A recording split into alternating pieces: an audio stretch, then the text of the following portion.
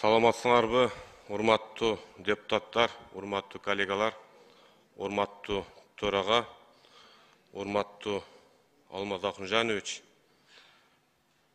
Менин атыма Аксы районунун Учкоргон айыл аймагынын жашоочулары, дыйкандары, Нокен районунун караштуу Достук айыл өкмөтүнүн тургундары, дыйкандары кайрылуу жасашты. Ушул эки райондун дыйкандары, жашоочулары азыркы күндө талаада эккен эгиндерин сатыша албай, жашоочуларда, дыйкандарда бир топ кыйынчылыктар болуп атат. Быйыл 2022 жылы өзүңүздөргө маалым болгондой, күйүүчү майлардын баасы, талаа жерлерин айдоонун баасы, жер семирткичтердин баасы жана сырттан келген рулон пленкалардын баасы асман тиреп эң рекордтук кымбат көрсөтүшкө жетти.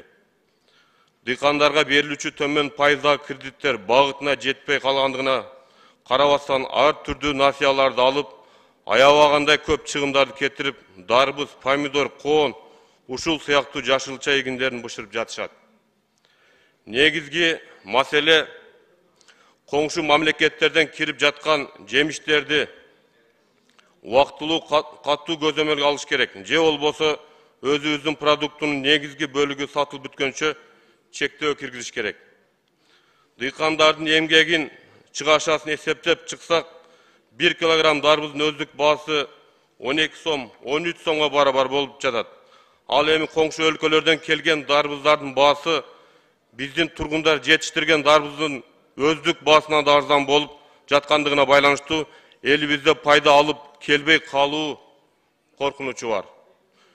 Бүгүнкү күндө Жалал Абадта, Ошто, Бишкекте, Сары Өзөн дыйкан базарларында коңшу өлкөлөрдүн Өзбекстан менен Түркменстан өлкөлөрдүн мөмө жемиштери сатылып калды.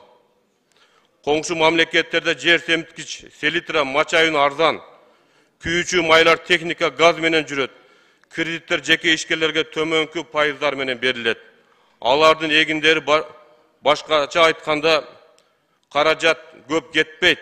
Чыгарган эгиндердин бышып жетилишине бизге караганда 2 эсе аз жумшайт. Мындайча айтканда арзан сатса дагы актайт. Адистердин айтымында коңшу өлкөлөрдөн кирип келген жашылча жемиштерин дарга, дарбыз, коон, помидорлорду жашоочуларга сатып албаганга чакырды. Мына 19 июнь күнү Айыл чарба министрлигине караштуу вет управлениянын адистери соц тармактарда жарыя кылышты. Чет өлкөлөрдөн келген, коңшу Өзбекстандан келген, Түркменстандан алынып келген жашылча жемиштер дарбыз, коондордун зыяндуулугун аныкташты. Бул жашылча эгиндердин сапаттуулугун, химикаттын көп кошулгандыгын жана ушул дарыга 2 эсе көп кошулуп бышкандыгын аныктап, биздин жарандарга кайрылуу жасады. Кайрылууда ушул коңшу өлкөлөрдөн келген мөмө жемиштерди колдонбогонго чакырды. Биздин жарандарга зыян алып келишин белгиледи. Андан сырткары мынакей биздин жарандарга мындайча айтканда оору алып келип, эркектерге тукумсуздукка чейин, аялдар төрөткө алып келбешине чейин белгилеп кетишти. Урматтуу Алмаз Акынжанович, урматтуу төрага, эгерде ушул продукталар адамдын организмине кирген соң ич өткөк оорусун пайда кылат. 4-5 саат өткөндөн кийин баш ооруйт. Ошентип токтолуп отуруп адам кант, диабет ооруларына чалгат.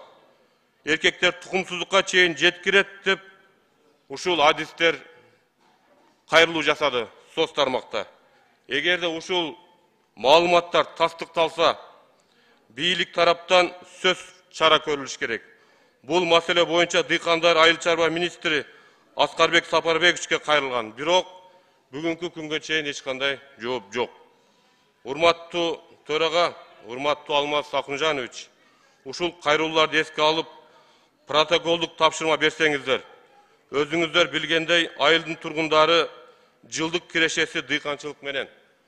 Тапкан акчасына жанын багышат. Айылда башка жумуш жок. Турмуш тиричилиги дыйканчылык менен алектенет. Дыйкандарды колдоп шарт түзүп берели. Ушул айдын башында ушу аты аталган Учкоргон айыл аймагына иш сапар менен барып, дыйкандар менен жолуктук. Ушул иш сапарда дыйкандардын эгиндердин суу жоктугуна байланыштуу бензовоздор менен, фуралар менен тамчылатып, ыкма менен суу каргандарына күбө болдук.